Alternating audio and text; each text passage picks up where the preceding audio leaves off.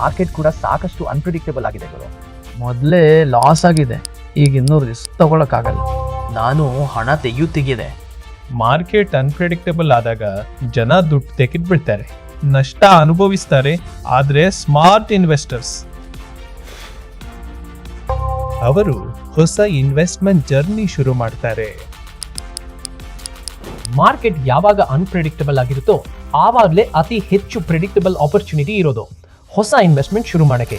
ಆದರೆ ನಾನಂತೂ ಖಂಡಿತ ಲಾಸ್ ನೋಡೋಕ್ಕಾಗಲ್ಲಪ್ಪ. ಮಾರ್ಕೆಟ್ ಡೌನ್ ಆದ ತಕ್ಷಣ ನಾನು ಕೂಡಲೇ ದುಡ್ಡು ತೆಗೆದ್ಬಿಡ್ತೀನಿ. ಹಾಗಾದ್ರೆ ನಿನಗೆ ಮಾರ್ಕೆಟ್ ತಕ್ಕ ಹಾಗೆ ಗ್ರೋತ್ ಆಗುವಂತ ಒಂದು ಆಪ್ಷನ್ ಬೇಕು. ಲೈಫ್ ಇನ್ಶೂರೆನ್ಸ್ ಕೂಡ ಇರಬೇಕು ಮತ್ತು 5 ವರ್ಷದ ಲಾಕ್ ಇನ್ ಇರಬೇಕು. ಆಗ ನೀನು ಡಿಸಿಪ್ಲಿನ್ ನಲ್ಲಿ ಇರ್ತೀಯ. ವಾವ್, ಅಂಥದ್ದು ಯಾವ ಆಪ್ಷನ್ ಇದೆ ನನಗೂ ಹೇಳು ಗುರು ಇದ್ರ ಬಗ್ಗೆ. ಯುಲಿಪ್, ಇದ್ರ ಬಗ್ಗೆ ನಾನು ನಿನಗೆ ಎಲ್ಲವನ್ನೂ ಹೇಳ್ತೀನಿ. ಮತ್ತು ನಿಮಗೂ ಯುಲಿಪ್ ಅಂದ್ರೆ ಏನು ಅಂತ ತಿಳಿಯಬೇಕಿದ್ರೆ ಅನ್ಸರ್ಟನ್ ಟೈಮ್ ಅಲ್ಲಿ ಇನ್ವೆಸ್ಟ್ ಮಾಡೋದು ಯಾಕೆ ಸ್ಮಾರ್ಟು ಮತ್ತು ಹೇಗೆ ನೀವು ಹೆಚ್ಚು ರಿಸ್ಕ್ ಇಲ್ಲದೆ ವೆಲ್ತ್ ಬಿಲ್ಡ್ ಮಾಡಬಹುದು ಅಂತ ಈ ವಿಡಿಯೋನ ಕೊನೆ ತನಕ ಖಂಡಿತ ನೋಡಿ. ಯುಲಿಪ್ ಅಂದ್ರೆ ಏನು? ಸರಿ, ಇದನ್ನ ಹೇಳಿ. ಟೀ ಜೊತೆ ಬಿಸ್ಕೆಟ್ ಒಂದು ಪರ್ಫೆಕ್ಟ್ ಕಾಂಬೋ ಅನ್ಸುತ್ತೆ ಅಲ್ವಾ? ಹಾಗೆ ಇನ್ವೆಸ್ಟ್ಮೆಂಟ್ ಜೊತೆಗೆ ಇನ್ಶೂರೆನ್ಸ್ ಕೂಡ ಸಿಕ್ಕರೆ ಆಗ ಸ್ವಲ್ಪ ಯೋಚಿಸಿ, ಅದು ಎಷ್ಟು ಸಖತ್ ಕಾಂಬೋ ಆಗಿರುತ್ತೆ. ಯುಲಿಪ್ ಕೂಡ ಇದೇ ರೀತಿ ಇರುತ್ತೆ. ನಿಮ್ಮ ಪ್ರೀಮಿಯಂ 2 ಭಾಗಗಳಾಗಿ ಡಿವೈಡ್ ಆಗುತ್ತೆ. ಒಂದು ಭಾಗ ಲೈಫ್ ಇನ್ಶೂರೆನ್ಸ್ ನಲ್ಲಿ ಇನ್ವೆಸ್ಟ್ ಆಗುತ್ತೆ ಮತ್ತು 2ನೇ ಭಾಗ ಮಾರ್ಕೆಟ್ ಲಿಂಕ್ಡ್ ಫಂಡ್ಸ್ ನಲ್ಲಿ ಇನ್ವೆಸ್ಟ್ ಆಗುತ್ತೆ. ಹೀಗೆ ನೀವು ನಿಮ್ಮ ಮಕ್ಕಳ ಫ್ಯೂಚರ್ ಕೂಡ ಸೆಕ್ಯೂರ್ ಮಾಡ್ತೀರಾ ಮತ್ತು ವೆಲ್ತ್ ಕೂಡ ಬಿಲ್ಡ್ ಮಾಡ್ತೀರಾ. ಹಾಗಾದ್ರೆ ಯುಲಿಪ್ ನಲ್ಲಿ ಇನ್ವೆಸ್ಟ್ ಮಾಡಕ್ಕೆ ಬೆಸ್ಟ್ ಟೈಮ್ ಯಾವುದು? ಅದಕ್ಕೆ ಅಸ್ಯೂಮ್ ಮಾಡೋಣ ನೀವು ಮಂತ್ಲಿ 10,000 ರೂಪಾಯಿ ಯುಲಿಪ್ ನಲ್ಲಿ ಇನ್ವೆಸ್ಟ್ ಮಾಡ್ತೀರಾ ಅಂತ. ಒಂದು ವೇಳೆ ನಾರ್ಮಲ್ ಆಗಿ NAV ಅಂದ್ರೆ ನೆಟ್ ಅಸೆಟ್ ವ್ಯಾಲ್ಯೂ 50 ರೂಪಾಯಿ ಇದ್ರೆ ನಿಮಗೆ 200 ಯೂನಿಟ್ ಸಿಗತ್ತೆ. ಈಗ ಮಾರ್ಕೆಟ್ ಕೆಳಗೆ ಹೋದ್ರೆ ಏನಾಗುತ್ತೆ? NAF ಕೂಡ ಕುಸಿಯುತ್ತದೆ.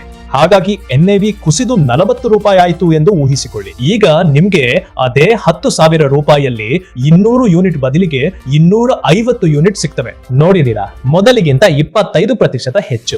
ಎಷ್ಟು ಹೆಚ್ಚು ಯೂನಿಟ್ ಅಷ್ಟು ಹೆಚ್ಚು ಬೆಳವಣಿಗೆ. ಅದಕ್ಕಾಗಿಯೇ ಮಾರ್ಕೆಟ್ ಕಡಿಮೆ ಆದಾಗ ಯುಲಿಪ್ ತೆಗೆದುಕೊಳ್ಳುವುದು ಒಂದು ಸ್ಮಾರ್ಟ್ ಮೂವ್. ಇತಿಹಾಸವೇ ಇದಕ್ಕೆ ಸಾಕ್ಷಿ. ಇದು ಥಿಯರಿ, ಆದ್ರೆ ನೈಜ ಇತಿಹಾಸವನ್ನ ನೋಡೋಣ. 2008ರ ಗ್ಲೋಬಲ್ ಫೈನಾನ್ಷಿಯಲ್ ಕ್ರೈಸಿಸ್. 2008ರ ಗ್ಲೋಬಲ್ ಫೈನಾನ್ಷಿಯಲ್ ಕ್ರೈಸಿಸ್ ನಿಮಗೆ ನೆನಪಿರಬಹುದು. ಸೆನ್ಸೆಕ್ಸ್ ಸುಮಾರು 60% ಕುಸಿದಿತ್ತು.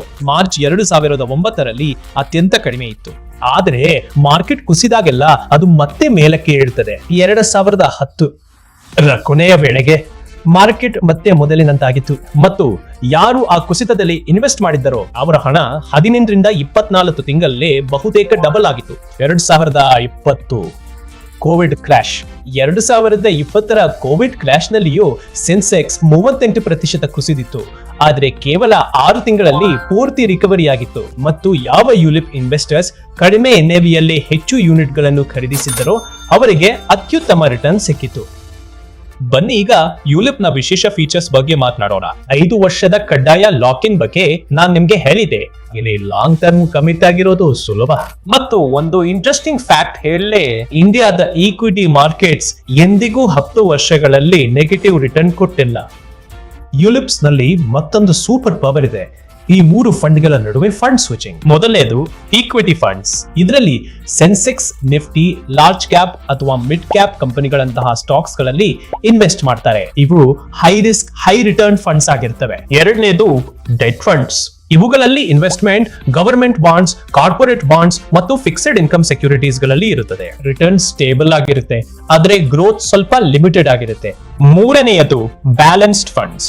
ಬ್ಯಾಲೆನ್ಸ್ಡ್ ಫಂಡ್ಸ್ ಈಕ್ವಿಟಿ ಮತ್ತು ಡೆಟ್ ಫಂಡ್ ನ ಮಿಕ್ಸ್ ಆಗಿರುತ್ತೆ. ಅಲ್ಲಿ ನೀವು ಈಕ್ವಿಟಿಯ ರಿಸ್ಕ್ ಮತ್ತು ಡೆಟ್ ನ ಸ್ಟೆಬಿಲಿಟಿ ಎರಡರ ಸ್ವಲ್ಪ ಟೇಸ್ಟ್ ನೋಡಬಹುದು. ಅಂದ್ರೆ ಮಾಡರೇಟ್ ರಿಸ್ಕ್, ಮಾಡರೇಟ್ ರಿವಾರ್ಡ್. ಹಾಗಾಗಿ ಮಾರ್ಕೆಟ್ ಕಂಡೀಷನ್ ಗೆ ತಕ್ಕಂತೆ ಈ 3 ಫಂಡ್ಸ್ ಗಳ ಮಧ್ಯೆ ನೀವು ಸ್ವಿಚ್ ಮಾಡಬಹುದು. ಒಂದು ವೇಳೆ ಮಾರ್ಕೆಟ್ ಅನ್ಸರ್ಟೈನ್ ಅಂತ ಕಂಡ್ರೆ ನೀವು ಈಕ್ವಿಟಿ ಫಂಡಿನಿಂದ ಡೆಟ್ ಫಂಡ್ ಗೆ ಸ್ವಿಚ್ ಮಾಡಬಹುದು. ಮಾರ್ಕೆಟ್ ಬಿದ್ರೂ ಕೂಡ ನಿಮ್ಮ ಹಣ ಸಂಪೂರ್ಣವಾಗಿ ಸೇಫ್ ಆಗಿರುತ್ತೆ. ಆಮೇಲೆ ಮಾರ್ಕೆಟ್ ರಿಕವರಿ ಸೈನ್ ತೋರಿಸಿದಾಗ ನೀವು ಮತ್ತೆ ಈಕ್ವಿಟಿಗೆ ಸ್ವಿಚ್ ಮಾಡಿ ಗ್ರೋತ್ ನ ಪೂರ್ತಿ ಲಾಭ ಪಡೆಯಬಹುದು.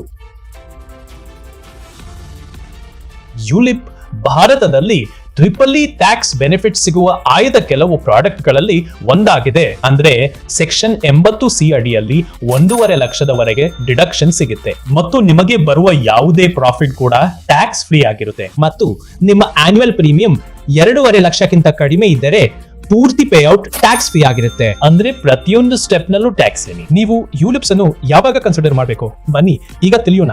ಯುಲಿಪ್ ನಿಮ್ಗೆ ಯಾವಾಗೆಲ್ಲ ಐಡಿಯಲ್ ಆಗಿರುತ್ತೆ ಅಂತ. ಮೊದಲನೇದಾಗಿ ನಿಮ್ಮ ಫ್ಯಾಮಿಲಿಯ ಫೈನಾನ್ಷಿಯಲ್ ಸೆಕ್ಯೂರಿಟಿಗಾಗಿ ನಿಮ್ಮ ಲೈಫ್ ಇನ್ಶೂರ್ ಮಾಡಲು ಬಯಸಿದ್ರೆ long term wealth creation daddy. ಒಂದು ವೇಳೆ ನಿಮಗೆ ಮಾರ್ಕೆಟ್ ರಿಟರ್ನ್ಸ್ ಪ್ಲಸ್ ಇನ್ಶೂರೆನ್ಸ್ ಎರಡೂ ಬೇಕಿದ್ದರೆ, ಮಕ್ಕಳ ಎಜುಕೇಶನ್, ರಿಟೈರ್ಮೆಂಟ್, ನೀವು ಡಿಸಿಪ್ಲಿನ್ಡ್ ಇನ್ವೆಸ್ಟರ್ ಆಗಿದ್ರೆ, ನೀವು ಟ್ಯಾಕ್ಸ್ ಕೂಡ ಉಳಿಸಲು ಬಯಸಿದರೆ, ಈ ಎಲ್ಲ ಕೇಸ್ಗಳಲ್ಲೂ ನೀವು ಯುಲಿಪ್ ತೆಗೆದುಬೇಕು. ಹೋಪ್ಫುಲಿ ಈ ವಿಡಿಯೋ ನಿಮ್ಗೆ ಇಷ್ಟವಾಗಿದೆ ಅನ್ಕೊಳ್ತೀನಿ. ನಿಮಗೆ ಯುಲಿಪ್ ಬಗ್ಗೆ ಯಾವುದೇ ಪ್ರಶ್ನೆಗಳಿದ್ರೆ ನಮಗೆ ಕಮೆಂಟ್ ಸೆಕ್ಷನ್ ನಲ್ಲಿ ಖಂಡಿತ ತಿಳಿಸಿ. ಮುಂದಿನ ವಿಡಿಯೋ ನೀವು ಯಾವ ಟಾಪಿಕ್ ಮೇಲೆ ನೋಡ್ಬೇಕು ಅಂತಿದ್ದೀರಾ, ನಾನು ಅದರ ಮೇಲೆ ವಿಡಿಯೋ ಮಾಡ್ತೀನಿ. ಹಾಗಾಗಿ ಹೋಗ್ತಾ ಹೋಗ್ತಾ ಕೆನರಾ HSBC ಲೈಫ್ ಇನ್ಶೂರೆನ್ಸ್ ನ ಯೂಟ್ಯೂಬ್ ಚಾನೆಲ್ ಅನ್ನು ಸಬ್ಸ್ಕ್ರೈಬ್ ಕೂಡ ಮಾಡ್ಕೊಳ್ಳಿ. ಮುಂದಿನ ಬಾರಿ ಸಿಗೋಣ. Bye bye. Canara HSBC life insurance promises ನ ಪಾರ್ಟ್ನರ್.